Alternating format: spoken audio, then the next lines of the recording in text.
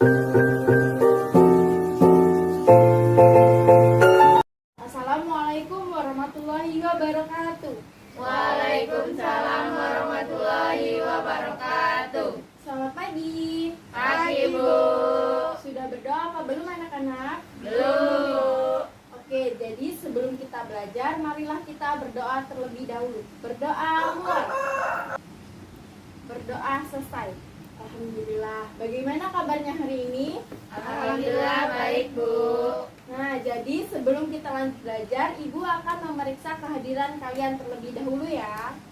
Yang pertama, Putri Berlianto, Ismail Praviana, Adiro. Terry Fitria Saputri, Hadir. Yola Lorenza. Hadir. Baik, alhamdulillah. Semuanya pada masuk ya. Jadi, apakah kalian sudah menyiapkan buku dan alat tulisnya? Sudah, Bu. Oke, sebelumnya Ibu mau tanya. Minggu kemarin kita belajar mengenai tentang apa? Masih ingat tidak? Masih. Tentang Kegiatan literasi. Nah, jadi minggu kemarin kita mempelajari tentang literasi. Jadi, sekarang kita akan belajar mengenai tema 7, peristiwa dalam kehidupan, subtema 1, peristiwa masa penjajahan pada pembelajaran 1. Dibuka bukunya, halaman yang pertama. Banyak peristiwa dalam kehidupan. Ada peristiwa pribadi, peristiwa keluarga, peristiwa masyarakat, bahkan ada juga peristiwa yang dialami oleh bangsa dan negara. Peristiwa dapat dibedakan menjadi dua macam. Yang pertama, peristiwa yang menyenangkan, dan kedua, peristiwa yang tidak menyenangkan. Nah, coba dilihat gambar yang pertama, itu peristiwa menyenangkan atau tidak menyenangkan? Menyenangkan. Ya, benar. Peristiwa yang kedua, peristiwa di rumah sakit, menyenangkan atau tidak menyenangkan? Tidak. Benar. Peristiwa jatuh dari sepeda, menyenangkan atau tidak menyenangkan? Tidak. Peristiwa yang keempat, peristiwa kumpul bersama keluarga, menyenangkan atau tidak? Menyenangkan. Nah, peristiwa yang kelima, banjir, menyenangkan atau tidak itu? Tidak. Nah, sedangkan peristiwa yang terakhir, peristiwa pada saat kalian mengunjungi kebun binatang adalah peristiwa Menyenangkan. Ya, benar. Selanjutnya, kalian mengamati gambar yang ada di buku. Gambar apa itu? Gambar cengkeh. Ya, benar. Nah, jadi Ibu mau kalian membaca dari tahukah kamu hubungan antara cengkeh dan penjajahan sampai dengan ditemukannya kompas. Halaman 5, ketemu tidak? Ketemu. Ibu kasih waktu 10 menit ya. Ya. Baik, Bu. Sudah anak-anak?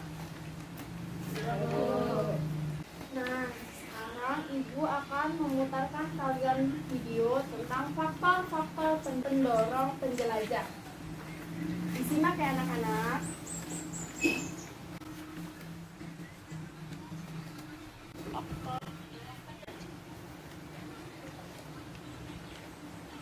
Mulai abad ke-15, bangsa Eropa berusaha melakukan penjelajahan samudra.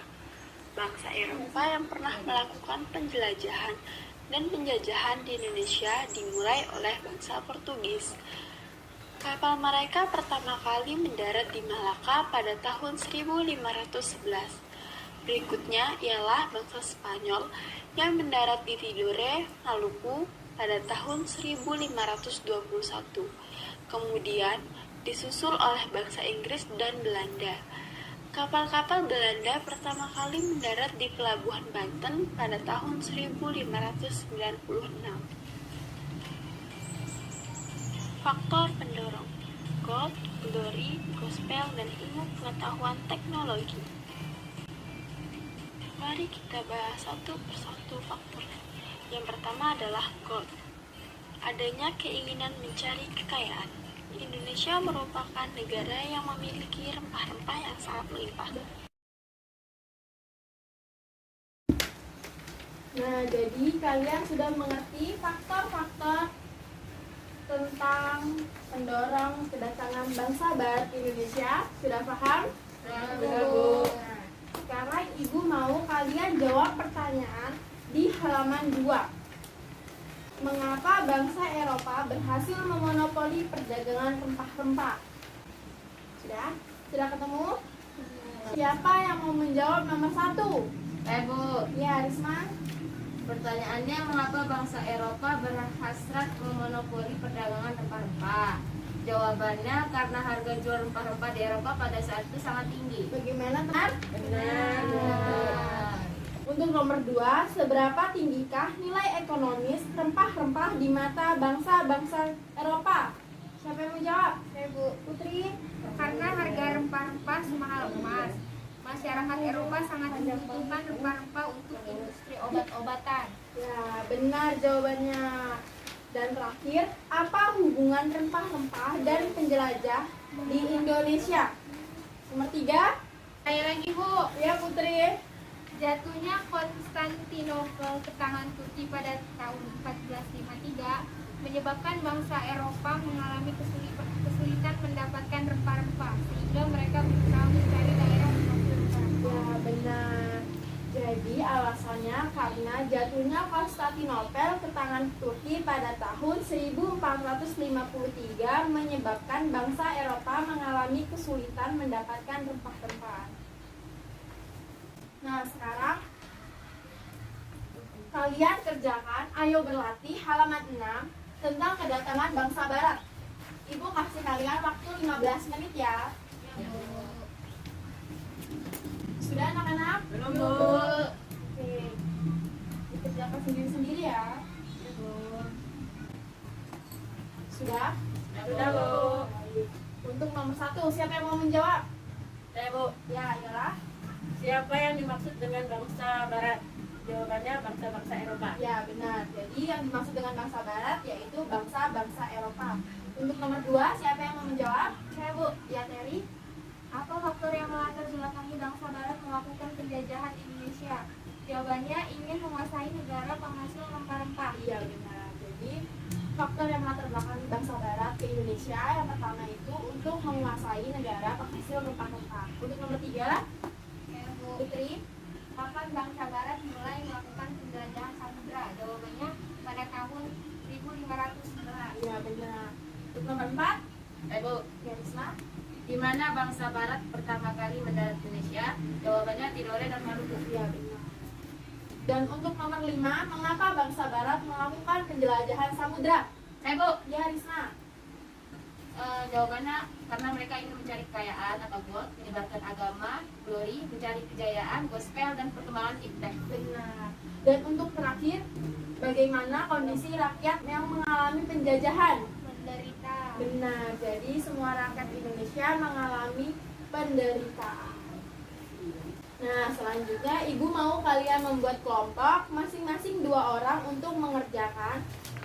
Ayo mencoba di halaman 8 dengan kelompok kalian masing-masing. Mengerti? Mengerti, Bu.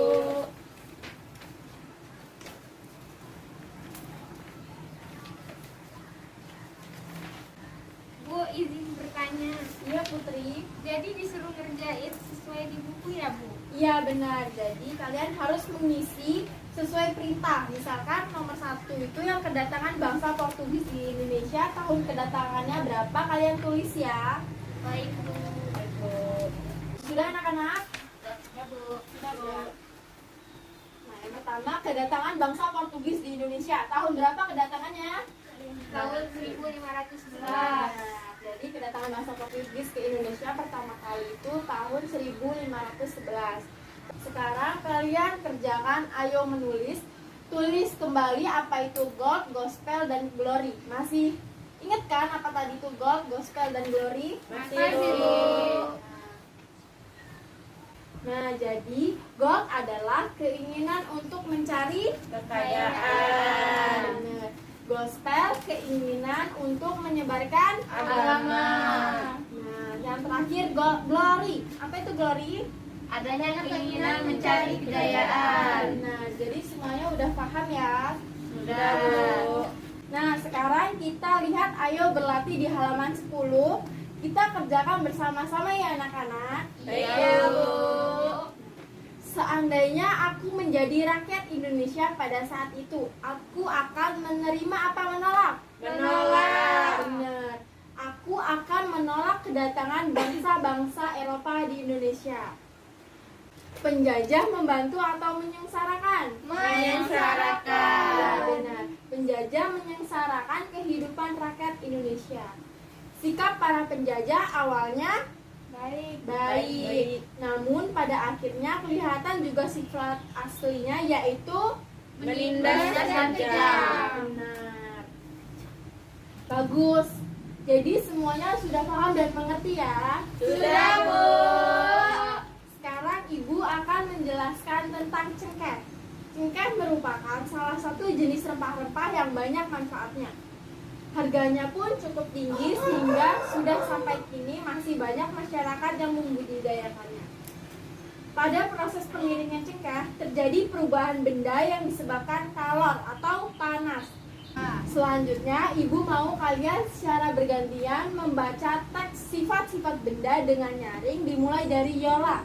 Benda-benda yang ada di sekitar Benda-benda yang ada di sekitar kita digolongkan menjadi 3, yaitu benda padat, cair, dan gas. Selanjutnya Terry. Salah satu wujud benda adalah padat. Kamu pasti memiliki banyak benda di sekitarmu yang berwujud padat. Selanjutnya Risma. Wujud berikutnya adalah cair. Benda-benda cair dapat ditemui dengan mudah di sekitarmu. Putri. Benda cair yang ada di rumahmu biasanya berada dalam sebuah wadah seperti bak mandi, baskom, gelas, atau kettle air. Ya, benar. Jadi wujud benda yang lain adalah gas. Manusia dapat memasukkan dan mengeluarkan gas dari dalam tubuhnya pada saat bernafas. Nah, selanjutnya kita akan praktik ya. Apakah kalian sudah membawa apa yang Ibu suruh kemarin? Sudah, Bu.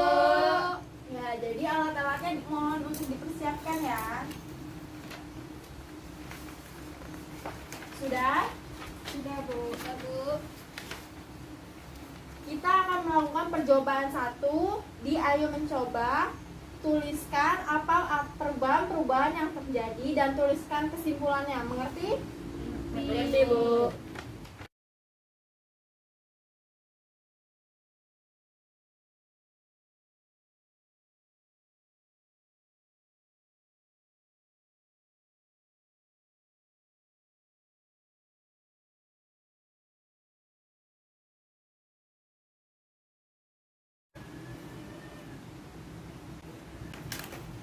Sudah semua?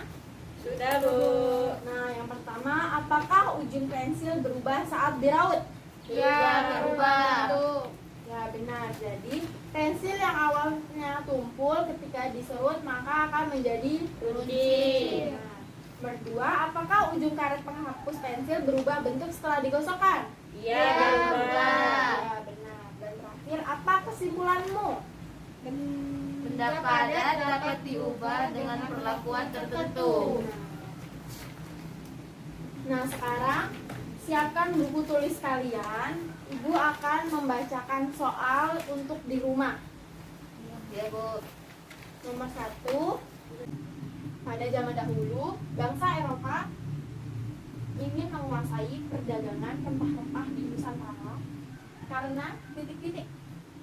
Dan terakhir, benda yang memiliki sifat tidak mudah berubah bentuk jika dipindahkan adalah benda titik-titik. Sudah? Sudah, Bu. Sudah. Nah, sekarang simpan buku kalian karena pembelajaran kita sudah selesai ya anak-anak. Ya, Bu. Sudah disimpan semua? Sudah. Oke, jadi sebelum pulang kita akan berdoa terlebih dahulu. Berdoa mulai.